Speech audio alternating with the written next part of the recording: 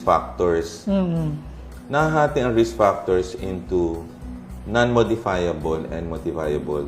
Doon sinabi mo genetics, minamana, and then lalaki usually, for some reason because perhaps they're breadwinner or sila nag-smoke or nag-drink. And then pagiging meron kapatid or kapamilya na namatay na maaga. Strong yon.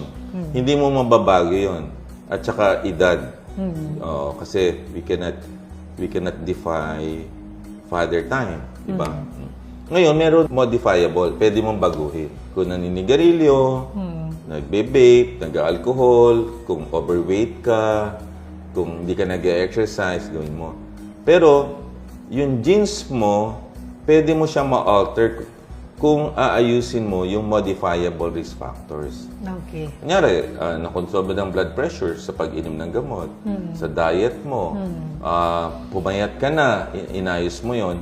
So, pag lesser na yung risk factors mo, therefore, yung probability of dying from heart attack, cancer, stroke, diabetes, hypertension, mababawasan. Kaya dapat aware ka kung ikaw nandun sa bracket. Ngayon, alamin mo, may hypertension ka ba? Alam niyo po ba ang